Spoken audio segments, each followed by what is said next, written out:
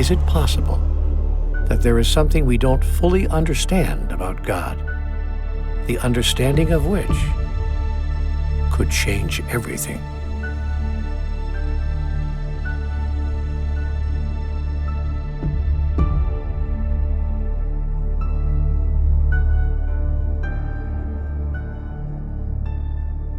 It's not a small thing to be wrong about God. And if nearly everyone on the planet is wrong about God, it's really not a small thing.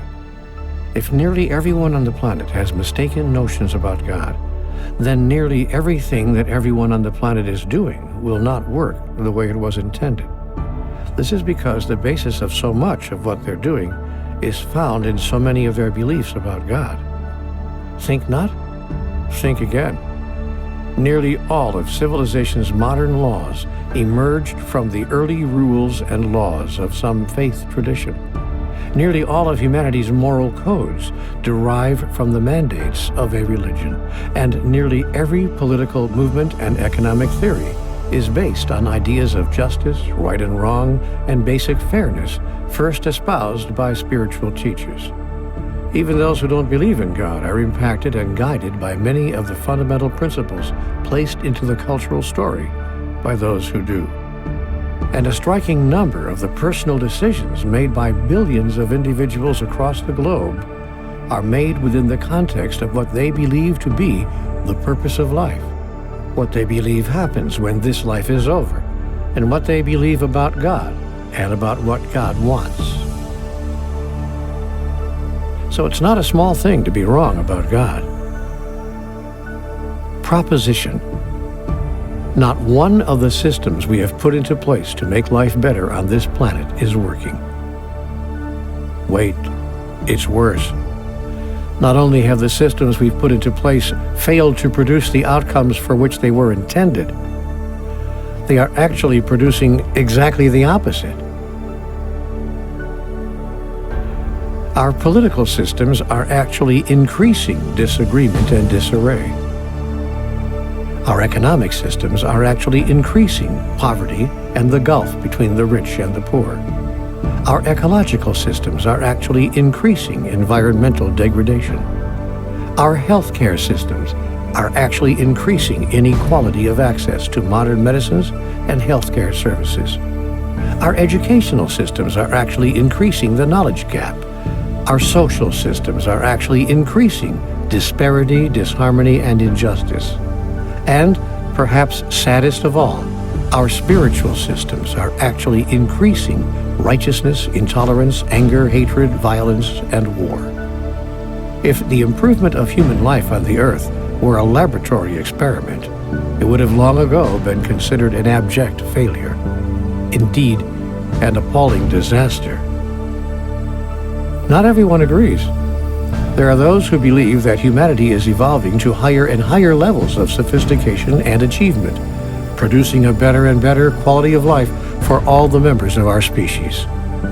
It is possible that they would not, however, be among the 842 million people, 1 in 8 in the world, who do not have enough to eat.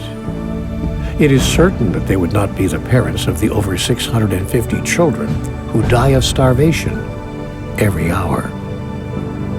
They would presumably not be among the 20.9 million women and children who are bought and sold into commercial sexual servitude every year.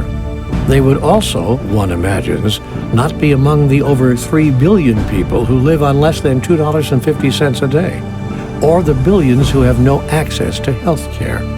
Some 19,000 children die each day from preventable health issues, such as malaria, diarrhea, and pneumonia. They would probably also not be among the 1.7 billion people who lack clean water, or the 2.6 billion without basic sanitation, or the 1.6 billion people, a quarter of humanity, who live without electricity. That's right. In the first quarter of the 21st century, 2.6 billion people live without toilets and 1.6 billion without electricity. How is this possible, you might ask? And that is a very good question. It is an especially good question, given that humanity imagines itself to be a civilized species. To the people in the above categories, the civilization of civilization has not even begun. A planet where 5% of the population owns or controls 95% of the wealth and resources, and where most of that 5% think this is perfectly okay, even as unconscionable numbers languish in lack and suffering, would not seem to be a planet on which a great deal of humanitarian advancement has been achieved. All of this is possible because of the collective values of those people who can do something about it. And where do those values come from? I suggest they derive in large part from the well-intentioned but mistaken beliefs about God held by many human beings, including those who do not believe in God at all. Does anybody care that our species has been such a failure, or why? Does anybody imagine it has not been?